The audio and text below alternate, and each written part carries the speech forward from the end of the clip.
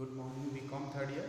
Welcome to the class of International Trade and Finance, अंतरराष्ट्रीय व्यापार एवं वित्त. Okay, in the previous class, पिछली क्लास में हमने पढ़ा था अंतरराष्ट्रीय व्यापार क्या होता है, उसकी ज़रूरत क्या होती है, उसका महत्व क्या होता है, international importance of international trade.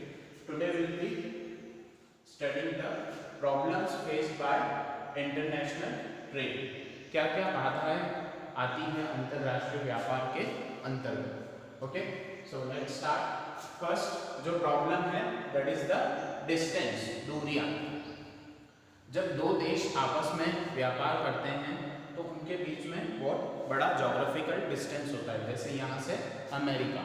ठीक है, तो इस डिस्टेंस में एक जगह से दूसरी जगह तक माल को पहुंचाना वो बहुत बड़ा एक प्रॉब्लम वाली बात है, क्योंकि रास्ते में कुछ भी हो सकता है, एक्सीडेंट भी हो सकता है. ओके, उसमें बहुत ज़्यादा टाइम लगता है. तो क्या होता है, जो पेरिशेबल गुड्स होते हैं, पेरिशेबल गुड्स मतलब जो उपभोक्ता उत्पादन होते हैं वो बहुत जल्दी खराब हो जाते हैं. तो अगर ज़्यादा टाइम लगता है तो वो ट्रांसपोर्टेशन भी खराब हो सकता है. ठीक है, तो दो देशों के बीच में दूरियां, डिस्टेंस एक बहुत बड़ा बाधा है.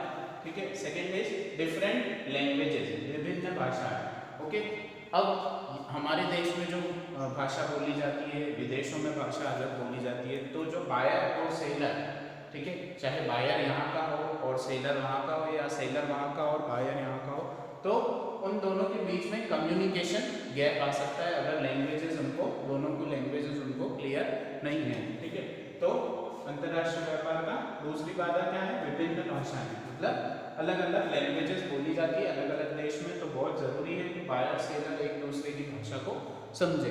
अगर वो नहीं समझ पाते हैं तो क्या होता है, कम्युनिकेशन गैप हो जाता है.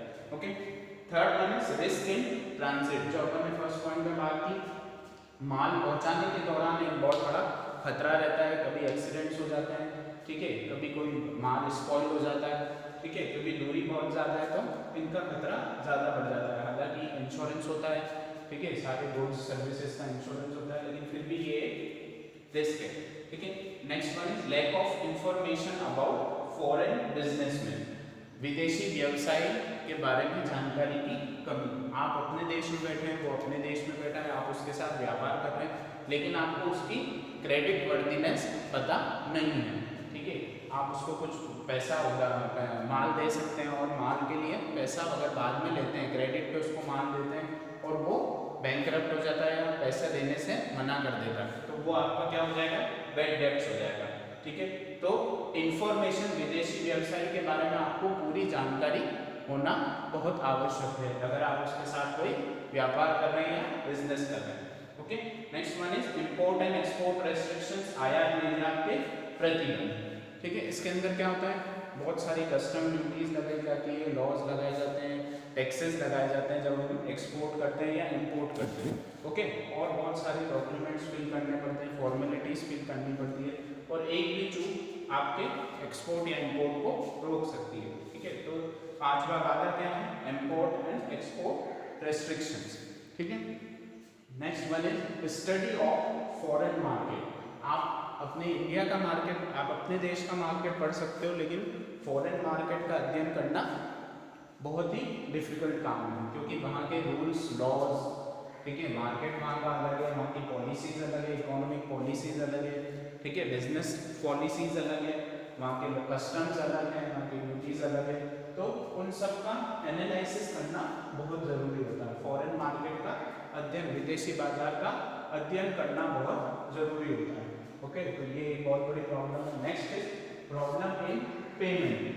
ठीक है, अब हर देश की क्या होती है, करेंसी अलग अलग होती है. जैसे भारत में रुपया चलता है, अमेरिका में डॉलर चलता है. ओके, तो जब पेमेंट किया जाता है एक व्यापारी द्वारा दूसरे व्यापारी को अलग अलग देशों में, तो उसमें बहुत प्रॉब्लम आती है. एक्सचेंज रेट जो होती है, जो डॉलर से रुपये में टर्म चेंज होने की जो एक्सचेंज रेट होती है, उसी करेंसी में आपस में चेंज होने की जो एक्सचेंज रेट होती है वो फ्लक्चुएट करती रहती है. ठीक है, तो जो डिफरेंस आता है अमाउंट में, उसकी भरपाई करना बहुत मुश्किल हो जाता है. तो उसमें भी कभी कभी क्या होता है, बैड डेट्स का खतरा हो सकता है. ठीक है, and last one is intense competition, अत्यधिक प्रतिस्पर्धा. ठीक है, जब एक देश में बहुत सारी फॉरेन कंपनीज आ जाती है और वो सिमिलर प्रोडक्ट बेच रही होती है, ठीक है। अंतर्राष्ट्रीय व्यापार में यही होता है कि बहुत सारी फॉरेन कंपनीज आपके देश में आके माल प्रोडक्ट बेचती है, ठीक है। तो उसकी वजह से क्या होता है, अत्यधिक प्रतिस्पर्धा उत्पन्न हो जाती है, ठीक है। तो उस वजह से क्या होता है कि जो छोटी कंपनीज हैं, ठीक है, वो सर्वाइव नहीं कर पाती है इंटरनेशनल मार्केट में, ओके। सो ये 8 प्रॉब्लम्स हैं जो अंतर्राष्ट्रीय व्यापार में देखी जा सकती है, ओके।